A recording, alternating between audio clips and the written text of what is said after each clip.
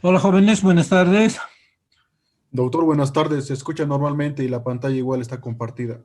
Correcto, bien, gracias.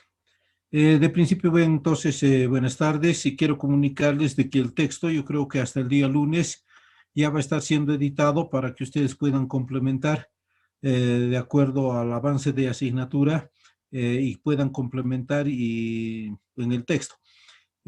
Hay algunas diapositivas que no están incluidas en el texto y pudiesen considerar ustedes siempre para poder complementar y no tengan tropiezos y problemas cuando sea la evaluación de la asignatura. Es por eso de que en este tipo de clases, donde estoy dándoles la magistral para que puedan entenderme, tomen algunos apuntes y puedan incluirlos dentro de su texto. Muchas cosas están modificadas, muchas cosas están complementadas y por eso de que les voy a solicitar de que apunten lo más que puedan y si hubiera alguna duda, pues pidan de que se les aclare. Listo, esta parte de la médula ósea es un poquito un poco confusa, dada que es el lugar, entonces, la génesis de la hematopoiesis, debido a su constitución, ¿verdad? Tanto en el estroma y en el parénquima medular. Entonces voy a pedirles encarecidamente a ustedes de que si estuviera habiendo alguna duda o estuviera habiendo un concepto muy oscuro o no muy explícito, ustedes hablen, pidan para que yo pueda repetirles o explicarles entonces de otra forma. Gracias.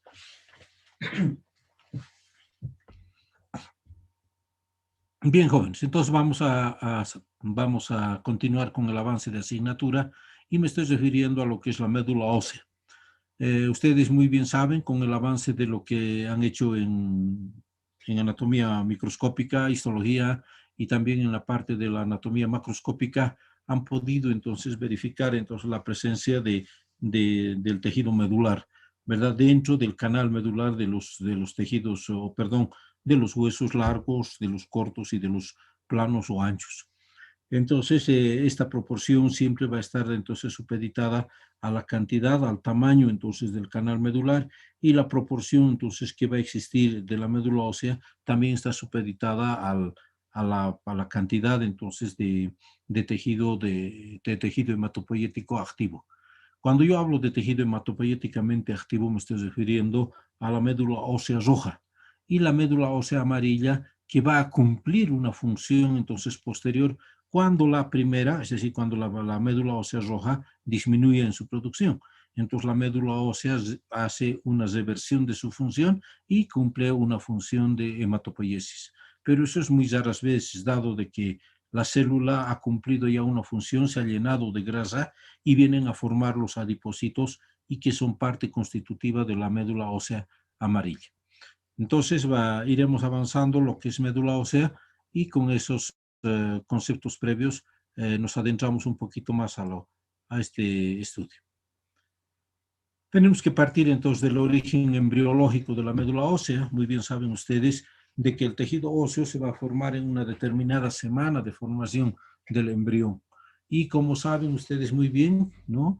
También entonces los huesos no tienen entonces lugares de almacenamiento de la médula ósea.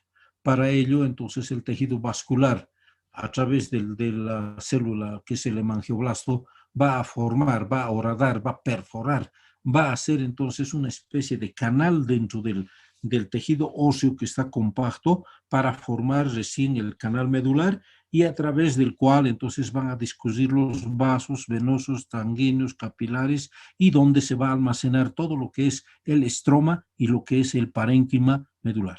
Ven ustedes de que esta es la función del hemangioblasto para formar entonces a través de su formación dicotómica, es decir, de crecimiento dicotómico, formar nuevos vasos para poder formar el canal medular. Entonces, gracias a estos vasos, como es el hemangioblasto, va a ser entonces, o la angiogénesis de la médula ósea, va a determinar la formación del canal medular, donde se va a almacenar el tejido hematopoyético, en este caso, la médula ósea roja. Entonces, dentro de estos elementos constitutivos del origen embriológico de la médula ósea, van a partir entonces ¿de qué? Del tejido o del crecimiento endoconjuntivo y el intramembranoso. Entonces el endoconjuntivo me estoy refiriendo al interior de la médula ósea, es decir, al interior del estroma medular, ¿sí? Este estroma medular tiene varias células que van a ir entonces separándose o formando una especie de corredor, de callejón, para que posteriormente sea rellenado con el parénquima medular, ¿sí? Estas van a partir de las células mesenquimáticas indiferenciadas y tienen el lugar de entonces donde se sitúa la médula ósea, se encuentra compuesto por un tejido óseo esponjoso y el cual conformado por trabéculas, ¿verdad? Entonces en su origen, el tejido óseo, ¿verdad? Cuando se está desarrollando el embrión, no tiene canales medulares. Por lo tanto, el aporte sanguíneo solamente va a ser a través de los vasos sanguíneos. Pero ya ha llegado el momento de la hematopoiesis, ¿verdad? Sexto mes, ¿verdad? O sexta semana. Entonces ya el embrión tiene que formar sus propios vasos y sus propias células productoras de glóbulos rojos y de leucocitos y de plaquetas. Para ello, entonces, el organismo pues tendrá que formar su médula ósea roja y también determinar lugares donde se almacene adecuadamente estas células. Es decir, proporcionarle adecuadamente hábitats o lugares donde se almacene el parénquima y genere una función adecuada en la hematopoiesis. ¿Sí? Eso va a ser entonces la función del tejido endoconjuntivo y entramembranoso. Está formada, perdón, por trabéculas, hemos indicado, por trabéculas óseas que vienen a constituir los conductos de Havers, ¿verdad? Y estos conductos de Havers son nada más que lugares donde van a transcurrir los vasos sanguíneos, arterias, venas, capilares, en una forma perpendicular o en forma transversa para llegar a través de los orificios o de los agujeros nutricios, llegar entonces vasos sanguíneos para que den nutrimiento. Lleguen entonces las condiciones adecuadas de irrigación, de calor, temperatura, nutrientes a las células que están inmersas en el parénquima medular. ¿Sí? Esa es entonces la función de este origen embrionario del canal medular y del tejido estromatol, del estroma y del parénquima medular. ¿Cuál va a ser la función? Perdón, la estructura. Ya saben muy bien de que la estructura y la morfología, es decir, la forma y las funciones de la médula ósea, son la base esencial de los estudios de la sangre, ¿verdad? No podemos hablar de sangre si no tenemos una médula ósea. ¿Dónde se formarían entonces estos vasos? ¿Verdad? Posiblemente alguien me diga si tenemos parte entonces del sistema fagocítico mononuclear, que es entonces el vaso y el hígado, que son también lugares de formación en los primeros meses de formación embrionaria, ¿verdad? Pero no va a cumplir los requerimientos necesarios del organismo, ¿verdad? El organismo necesita gran cantidad de formación de células formes, sobre todo los eritrocitos, para llevar entonces la cantidad adecuada del pigmento, que es la hemoglobina. Entonces, no van a cumplir estos dos órganos, si a más entonces de que existe una esplenomegalia, una hepatomegalia, como mecanismo compensador de la hematopoiesis, pero no es lo mismo. Por lo tanto, la base esencial entonces de la hematopoiesis viene a constituir la médula ósea. ¿Sí? Por eso estoy haciendo hincapié en esto y estoy reforzando el conocimiento suyo en base a los estudios de lo que es médula ósea. ¿Cuál va a ser la estructura de la que está constituida o la médula ósea y también el canal medular?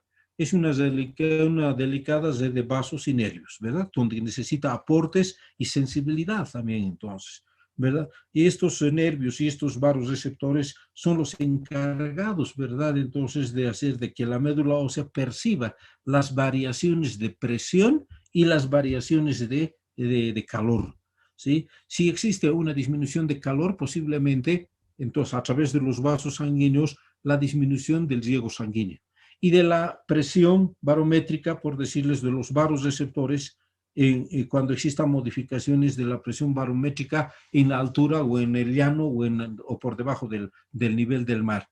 Entonces, estos vasoreceptores son los encargados de controlar la producción de eritrocitos dependiendo de estas variaciones de presión. ¿no? Entonces, esta es entonces presentada por la delicada red de vasos y nervios. Tenemos las células reticuloendoteliales que van a ser parte de ¿quién? Del sistema o de la matriz extracelular del estroma parenquimatoso o mieloide. Eso vamos a ver posteriormente. Y las células progenitoras, que son las células encargadas o las células primordiales de la hematopoiesis, que están inmersas en el parénquima medular o parenquimatoso. Y el tejido graso, que va a ser entonces una acción de rellena, vienen a constituir lo que son los adipocitos y que van a ser parte entonces del estroma para mantener, a través de estas células de los adipocitos, mantener en su lugar, diremos así, como resistencia, ¿verdad? Para mantener los vasos, células en los lugares ya establecidos. ¿Sí? Esta es la estructura entonces a grandes rasgos de lo que es la médula ósea.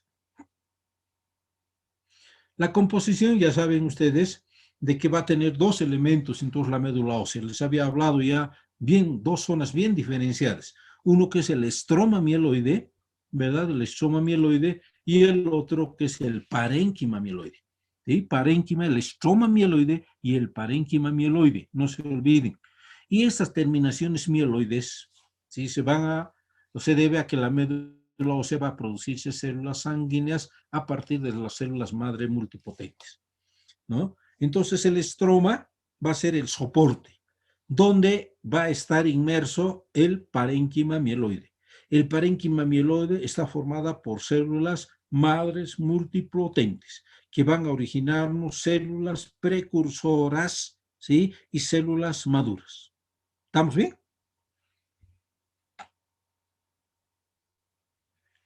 Hablamos entonces de estroma mieloide.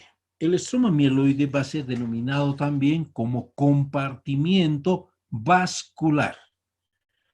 Estroma mieloide como compartimiento vascular. Es el lugar, la zona, ¿no? Donde va la parte estructural que sirve de sostén, apoyo al parénquima, que les había indicado ya.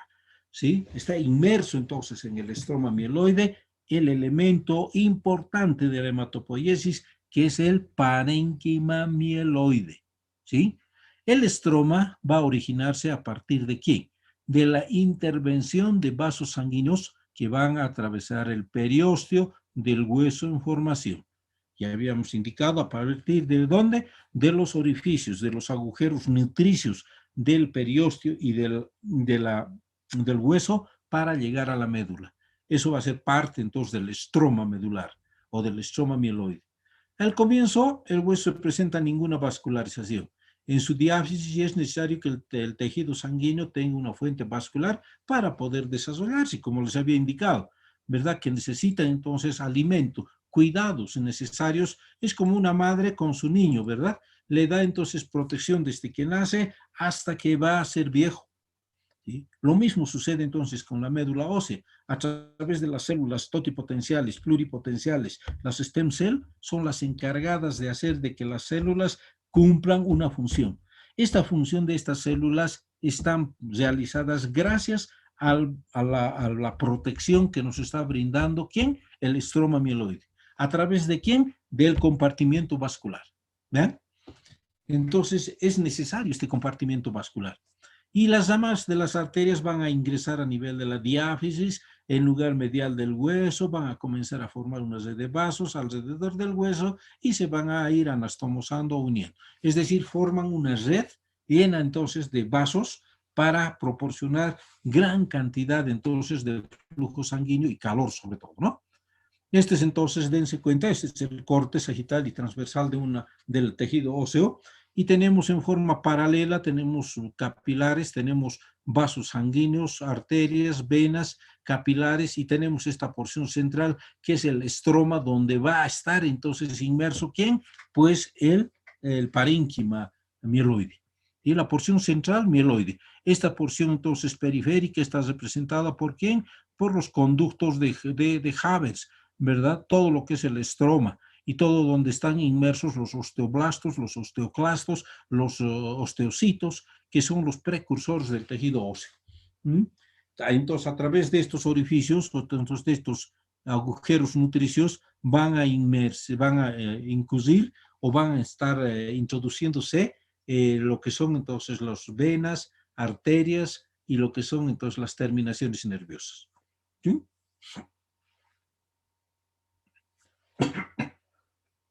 La irrigación de la médula ósea, ya hemos indicado, arterias nutricias de los huesos. Pasan por los agujeros nutricios, terminan en los capilares. Penetran en el sistema de Haber, sinusoides de la médula ósea. Arterioles derivados de estos vasos desembocan en el sistema venoso sinusoidal, con drenaje en la vena colectora. Y la hematopoiesis tiene lugar fuera del sistema sinusoidal. ¿Está bien? Este es un corte, entonces, para ver todos los tipos de células que tenemos en la diáfisis, en la epífisis de los huesos. ¿No? En la diáfisis tenemos la porción central, entonces, de lo que es la médula y sus vasos sanguíneos que nos están dando un aporte de nutrientes y de sangre. Estas células que se están formando en la médula, o sea, son células nuevas que se están formando en la médula, deben pasar por nichos, es decir, por espacios.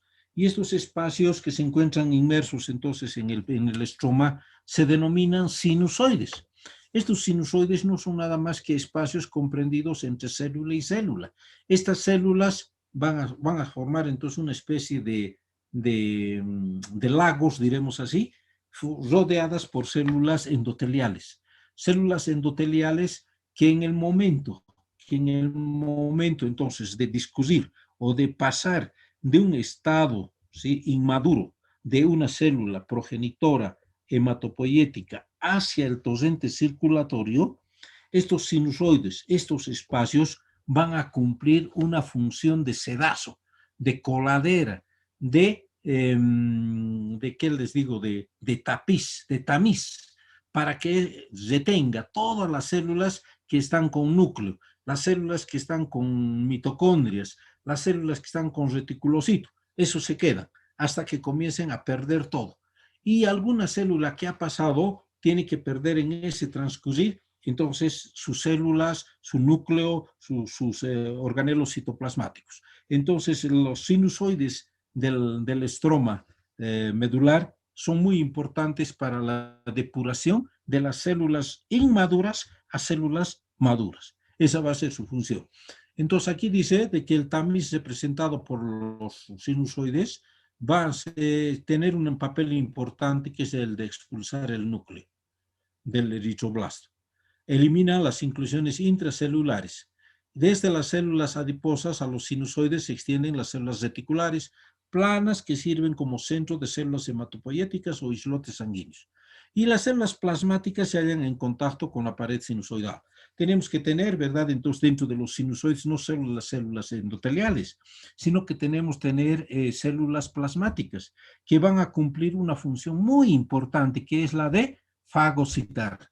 Estas células van a fagocitar ¿a quiénes? A las células que tengan núcleo, a los núcleos, a los organelos que están pasando a través de esa coladera, de ese tamiz. ¿Ven? Esa es entonces la función de los sinusoides del parénquima. ¿Está claro, verdad, hasta aquí?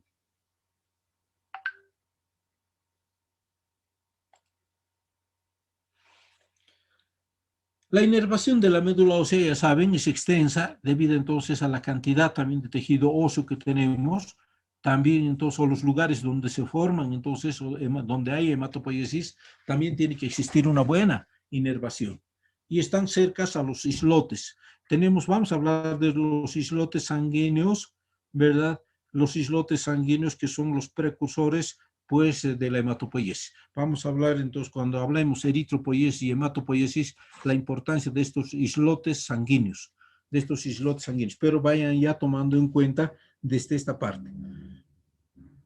Entonces estos islotes van a percibir los cambios de la presión. Entonces en este lugar van a estar inmersos todo lo que son los barorreceptores que se van a ocupar de percibir las variaciones de presión barométrica que se suceden en la atmósfera o en el aire inspirado, o la cantidad de hemoglobina saturada, etc. Vean, entonces desde aquí ya va a comenzar entonces a percibirse esas variaciones a nivel del estroma. Estas señales van a ser transmitidas por arcos reflejo locales en las paredes de los vasos, y de esta forma existe un sistema autorregulado. Es capaz de ajustar el flujo sanguíneo que permite la proliferación, maduración, antes de que las células sean liberadas a la circulación. Y finalmente se piensa que las células maduras son liberadas a la médula cuando adquieren la plasticidad para atravesar los paredes de los sinusoides. Entonces, dense cuenta de que cuando yo me doy cuenta de que la célula sanguínea que está viniendo desde la médula ósea hasta el torrente circulatorio ya es madura, cuando no encuentro ningún núcleo y ninguna organela. Cuando esta célula, ¿sí?, que ha pasado los sinusoides, es capaz de modificarse en su estructura, en su forma, ¿sí? El glóbulo rojo, que tiene una forma bicóncava, ¿verdad?, va a modificarse en su estructura. Entonces se vuelve más flaca, ¿sí? Hace entonces de que el centro, que es entonces excavado cóncavo, se vuelva más delgado y la periferia se vuelva entonces también más estrecha, más delgada. Por lo tanto, a eso se refiere como plasticidad, ¿verdad? Entonces ya me doy cuenta de que es una célula madura, capaz de pasar una fenestración o de un poro, de un capilar, para llegar entonces a cumplir la función de hematosis. ¿Ven? Entonces, esas son las propiedades de los sinusoides. Esto es entonces un corte, ¿verdad?, de la médula ósea, que vamos a ver entonces sin más detalle posteriormente. ¿Cuál va a ser la función del estroma? ¿Ya? Entonces hemos indicado de que el estroma cumple una función importante, que es el de soporte, de sostén, ¿verdad? Entonces del parénquima mieloide. Y como estroma, como soporte, no es pasivo, sino que va a cumplir funciones. Y esas funciones, ¿cuáles van a ser?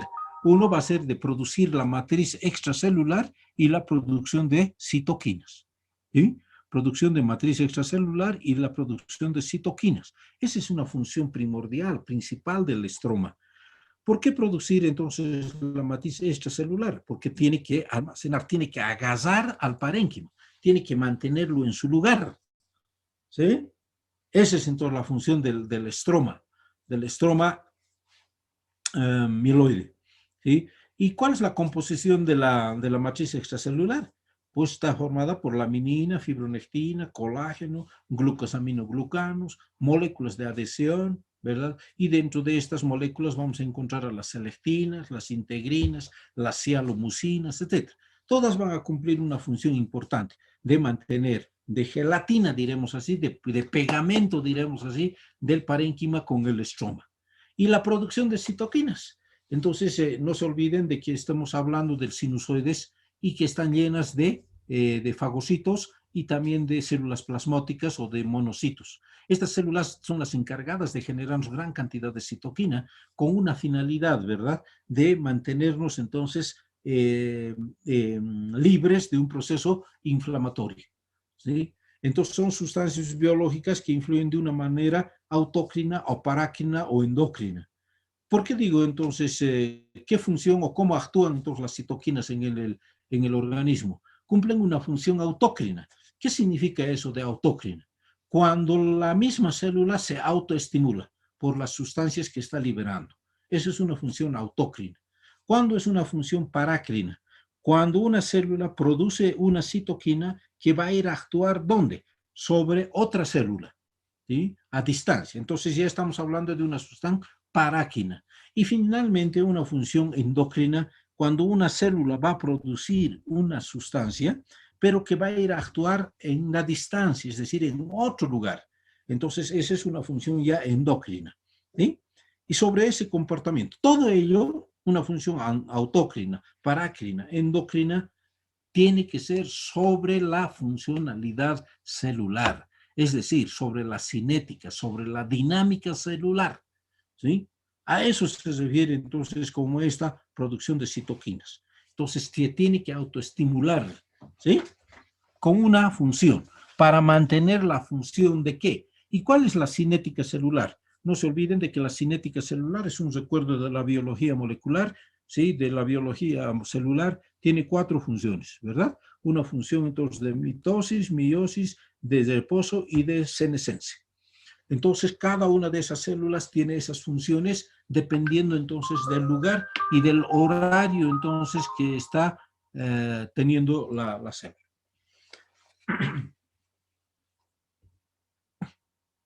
Esta es la médula ósea, entonces es un corte. Vean ustedes célula adipocítica o célula o adipocitos, las arteriolas, células adventicias, tenemos los senos, estos son los sinusoides, estos espacios blancos son los sinusoides, la célula endotelial, que está revistiendo también a los sinusoides, donde los lugares son los lugares de fenestración, donde pasan entonces los vasos que están viniendo, o perdón, las células que están viniendo del estroma y del parénquima, tienen que atravesar entonces estos espacios para llegar entonces hacia los capilares. Esa es entonces la función de fenestración, o sea, de tamiz que va a cumplir los sinusoides. ¿Hasta aquí alguna pregunta, alguna aclaración que tenga que realizar?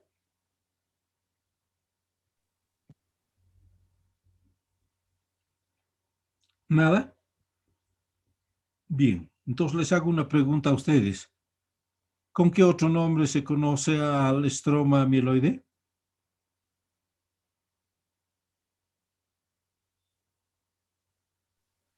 Compartimiento vascular, doctor. Correcto, bien. Se ve que estás entonces atenta al tema.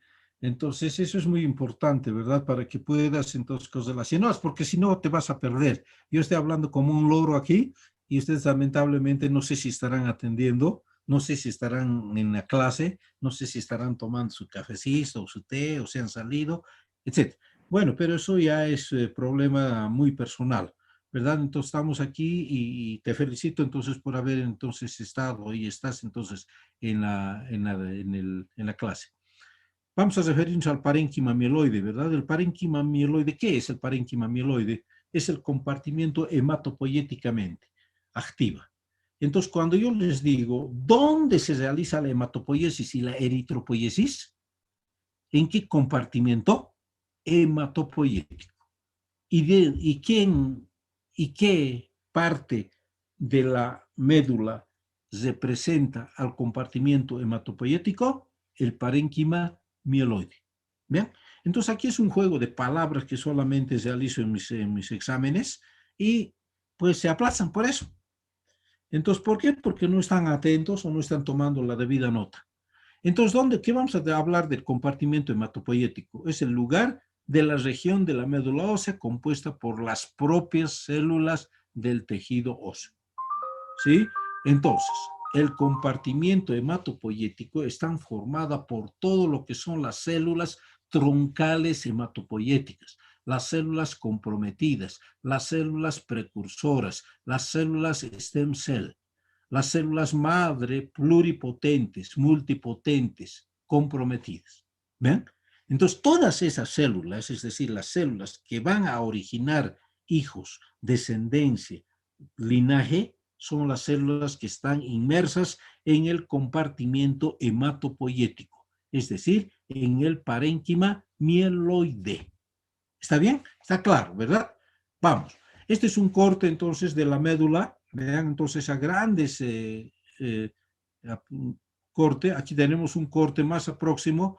Tenemos aquí los sinusoides, son los espacios osados. Aquí al centro tenemos entonces una célula, un megalo, o tenemos un proeritroblasto, y los puntos amarillos blancos que vienen a corresponder a lo que es la médula ósea amarilla o los adipocitos.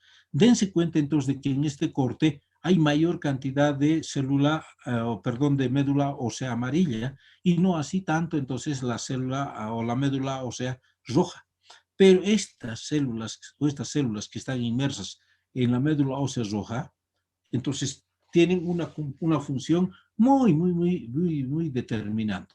Vean ustedes, mayor aproximación y tenemos entonces las células. Aún más aproximación y tenemos los adipocitos y tenemos un proeritroblasto. ¿Vean? Aquí tenemos, vean, aquí esta es una representación gráfica de esto, representada por células. Estas amarillas que están aquí abajo es grasa. Son entonces los adipocitos, adipocito, adipocito, adipocito, y tenemos aquí las células precursoras. ¿no? Los mieloblastos, eritrocitos, mielocitos, eosinófilos, células, normoblastos, etc. Entonces, dentro de estos sinusoides o dentro del parénquima mieloide, existen entonces todas las células en sus distintas maduraciones, en sus distintos grados de maduración, ¿sí? Tenemos entonces células maduras, tenemos, por decirles, un hemocitoblasto, estamos un eritroblasto, un ortocromático, un policromático, un reticulocito, y finalmente entonces este reticulocito va a atravesar los sinusoides, llega hasta el torrente circulatorio ya como un glóbulo rojo. Entonces, dense cuenta de que en este parénquima existen todas las células en sus distintos grados de maduración. ¿A qué se refiere como microambiente y nichos? ¿Qué entienden ustedes por un nicho? ¿Qué creen que es el nicho? Un nido, doctor. Nido, ¿bien? ¿Otro concepto? Compartimiento. Un compartimiento, ¿bien? ¿Qué más? Una cavidad. Una cavidad, excelente, ¿bien? Un Todos hueco, están- doctor. ¿Perdón? Un hueco también Un podría hueco ser. puede ser, excelente. Sí, está bien. Ya, entonces todos están relacionados ¿a qué? A un espacio, ¿verdad? A un espacio que está entonces o recubierto puede ser de un material o puede ser entonces que tenga paredes, ¿sí? Tiene que haber entonces algo real. Y entonces un nicho, vamos a asemejar entonces a un nicho de un cementerio, ¿verdad? Un nicho, ¿qué función va a cumplir en un cementerio?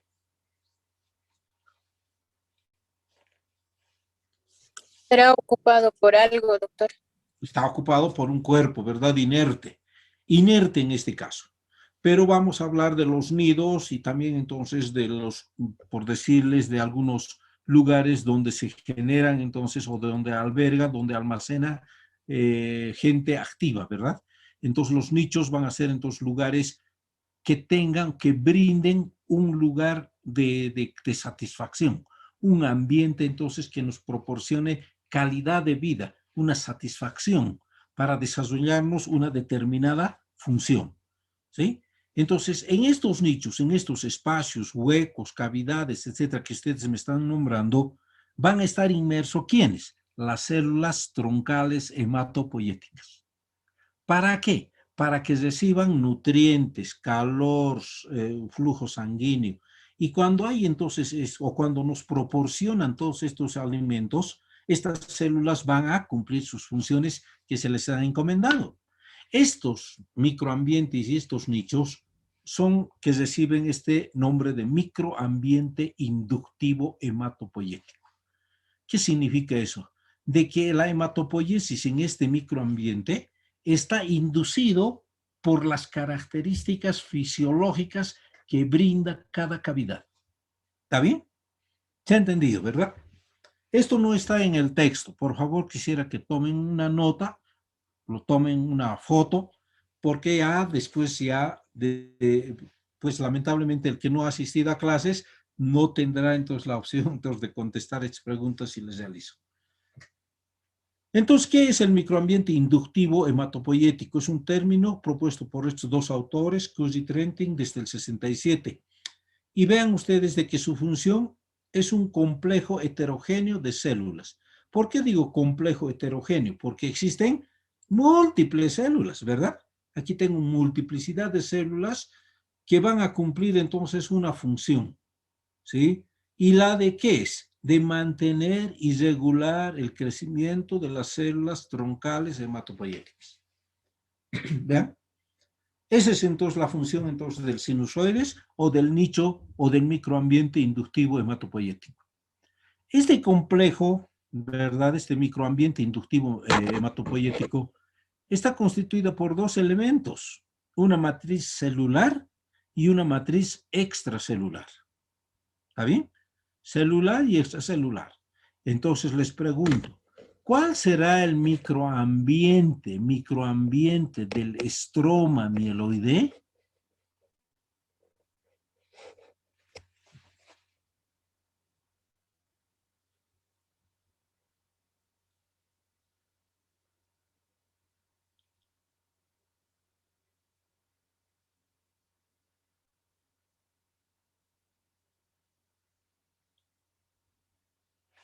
¿Cuál será la matriz extracelular del estroma mieloide? ¿O cuál es el microambiente del estroma mieloide? Matriz celular. Matriz extracelular y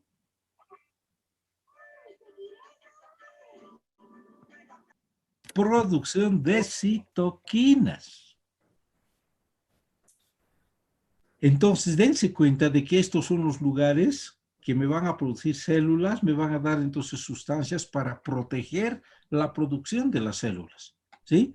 ¿Y cuál va a ser la función del microambiente inductivo hematopoyético? Es la de instruir, de mandar, de indicar, de decirles a las células troncales hematopoyéticas para su diferenciación celular. ¿Ven? Entonces, dense cuenta de que entre célula y célula hematopoyética dentro del parénquima mieloide no va a ser diferente, no va a ser igual. Parecen similares, es decir, colocar dos huevos, ¿sí? 2 huevos o 10 huevos en la mesa y diferenciarlos. ¿Qué diferencia encontrarían ustedes entre 10 huevos que están en la mesa? Casi nada, porque casi todas tienen las mismas características. Pero si lo hacen a través de un estudio microscópico, seguramente van a encontrar diferencias muy marcadas desde el punto de vista de los receptores periféricos de la membrana. Y a eso me estoy refiriendo como los antígenos de superficie de la membrana, ¿sí? Que ya les había nombrado en las primeras clases. Los antígenos de superficie o los CD, ¿verdad? Que habíamos hablado del CD4 y del CD8 en el VIH y en el COVID. También entonces estamos hablando entonces como mecanismo de diferenciación celular. Está claro, ¿verdad? Bien. Y vean ustedes, el microambiente inductivo hematopoyético está formado por la matriz extracelular y la celular. La matriz celular, adipocitos, células endoteliales, células estromales, células reticulares, fibroblastos, linfocitos, monocitos, osteoblastos, osteoclastos. Y la matriz extracelular, estamos hablando de todo lo que habíamos hablado, ¿verdad? La adiponectina, colágeno, fibronectina, hemonectina, laminina, proteoglicanos, tenasina, tromospondina, vitronectina. Todos entonces son como matriz intra y extracelular. ¿Está bien? Y los nichos celulares troncales, habíamos dicho de que son espacios, se localizan en áreas específicas dentro de los tejidos denominados nichos. Estos proveen a las células troncales las condiciones necesarias para regular su fisiología, preservan el estado de célula troncal, lo cuidan, entonces son sus nodrizas, diremos así, de las células troncales para cuidarles, para que cumplan una función de producción de su progenie. Además de que participen en la regulación de la proliferación y de la diferenciación celular. Y las células troncales hematopoyéticas presentan varias características únicas, como su capacidad de autorrenovación, la expresión de la enzima telomerasa, su gran capacidad de proliferación y potencial de diferenciación. ¿Vean?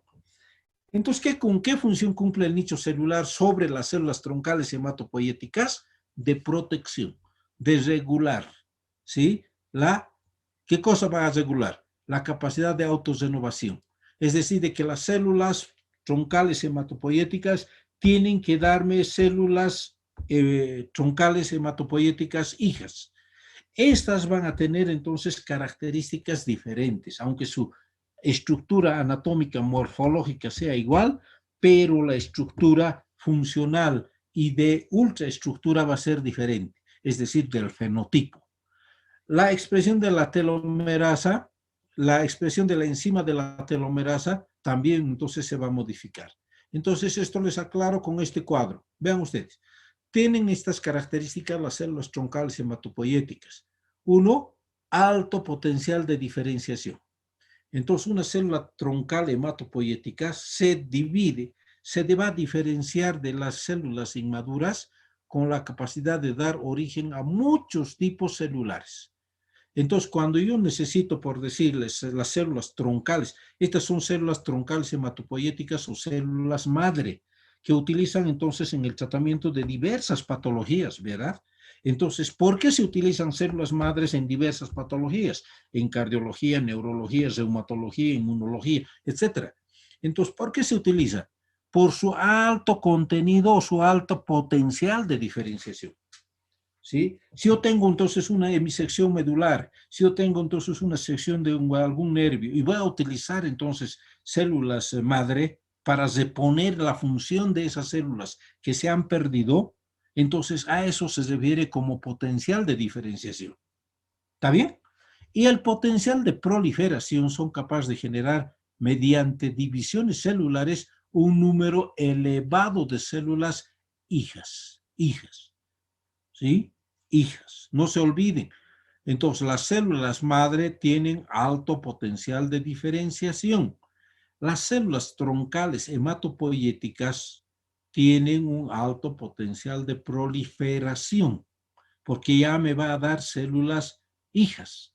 Ya se están comenzando a dividir en células hijas. Tienen un fenotipo indiferenciado. Es decir, de que estas células hijas no son similares, aunque estructuralmente son iguales, pero tienen características fenotípicas diferenciadas, diferentes. Y esto se va a determinar a través de ¿qué? De la determinación de antígenos de superficie o el cluster differentiation o los CD de las membranas celulares. La autorrenovación es la capacidad de una célula troncal que al dividirse al menos una de las células conserve su jerarquía. Es decir, de que una célula no puede perder toda la capacidad de diferenciación o de proliferación, sino que tiene que mantener una para que genere otra progenie, otro linaje, otra familia. Entonces, a eso se refiere con mantener una capacidad de jerarquía o de autorrenovación. Y finalmente, la actividad de la telomerasa, ¿verdad? No se olviden de que la enzima telomerasa se encuentra en los telómeros. ¿Y dónde están los telómeros? En la porción final de los brazos cortos de los cromosomas. Esta función de los telómeros y de la telomerasa es de mantener activa la cinética y la dinámica celular. Y por lo que cuando comienza a disminuir la función de la telomerasa, la célula comienza a entrar en una senescencia. ¿Está claro? Y posteriormente la apoptosis celular. Y estas son las características de las células, ¿verdad? De las células troncales hematopoieticas. Tienen alto potencial de diferenciación, alto potencial de proliferación, fenotipo indiferenciado, autorrenovación, crea más de stem cell y la actividad de la telomerasa. Y el nicho, ya saben ustedes, estos autores son entonces desde el 17, Grinnell, Schoenfeld, Thiel y Margulich son los encargados de determinar de que los nichos son lugares de recepción de las células troncales hematopoieticas y que le brindan un hábitat o ambiente aceptable para su función, ¿sí? Y también dentro de esto habíamos visto de que estos autores, Thiel y Margulich, determinan entonces la presencia de un acúmulo de células y que los vienen a denominar como los islotes o como las unidades formadoras de colonia. Unidades formadoras de colonia dentro del vaso y que van a cumplir una función muy primordial en la formación de glóbulos rojos, como son las unidades formadoras de colonia de los eritrocitos, las unidades formadoras de colonia de los megacariocitos, etc. Entonces, estas son células, ya acúmulos entonces de células con ya una función adecuada, ya una función bien determinada, que vamos a ver posteriormente en hematopoiesis y eritropoiesis. Estas células troncales hematopoieticas deben permanecer en la médula ósea en un sitio específico, nichos celulares. Las células de este sitio específico, además de retenerlas, deben de regular su fisiología y protegerlas de señales inductoras de maduración y proliferación. ¿Vean? Si por decirles tenemos una anemia y si tenemos una eritrocitosis, entonces, ¿cómo va a ser la función? Van a participar los vasoreceptores por su modificación de presión. Estos vasoreceptores determinan una acción ¿sobre dónde? Sobre los sinusoides. para mayor producción o mayor paso entonces de células inmaduras a los altos entes circulatorios, o a través de los varoreceptores determinar un estímulo sobre las células que son las troncales hematopoyéticas para formar entonces mayor cantidad de glóbulos rojos que están requiriendo. Estas células también van a percibir de que necesitan mayor cantidad entonces de hemoglobina. Vean ustedes entonces de que estos nichos son primordiales juntamente con los sinusoides. Y el componente hematopoyético, es decir, entonces el parénquima mieloide, como ya revisamos, está compuesta por las células troncales hematopoyéticas y toda la progenie, incluyendo las células sanguíneas maduras. ¿Sí? Entonces, todo eso es el componente hematopoyético. Y esta es la participación de las células troncales hematopoyéticas mesenquimales. ¿Ven ustedes? Medicina regenerativa, cardiomiocito, neuronas, endotelio. Inmunología, células troncales o células T y B, células natural killer, células TREG, las células dendríticas. En reumatología, ¿cómo voy a utilizar las células troncales hematopoyéticas? En el osteoblasto, el osteocito, para regular los osteoclastos. Y en hematología, pues los osteoblastos, los adipocitos y las células troncales madres. ¿Ven? Entonces, dense cuenta de que es muy importante entonces, la utilización de las células troncales. Bien, aquí nos vamos a quedar. El día martes no vamos a, perdón, el día jueves no pasamos clases debido a que es un feriado, ¿verdad? Es un feriado y por lo tanto entonces nos vamos a ver el día martes 8 de junio en el mismo horario y ya vayan preparando entonces esta parte de lo que es la médula ósea porque les voy a hacer entonces una pequeña evaluacióncita. Listo, jóvenes, entonces gracias. Y si tuvieran alguna pregunta, alguna acotación o alguna aclaración que tengan o realice, pues es el auditorio es de ustedes.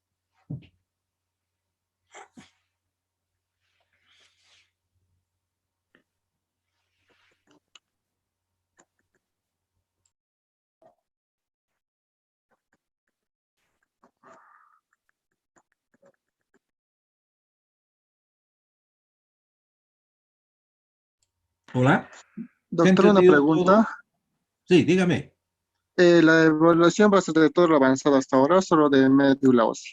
Solo médula ósea, solo médula ósea. Otra pregunta, ¿nos va a proporcionar las diapositivas para estudiar para esta evaluación o solo nosotros vamos a Todo conseguir? lo que ha hablado. Bueno, gracias, doctor. ¿Listo? ¿Alguna otra aclaración con respecto al tema?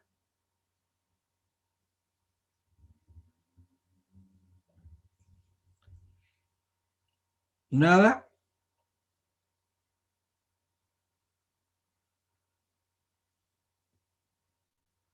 Bien, jóvenes, entonces nos despedimos hasta el día martes. Gracias por su atención.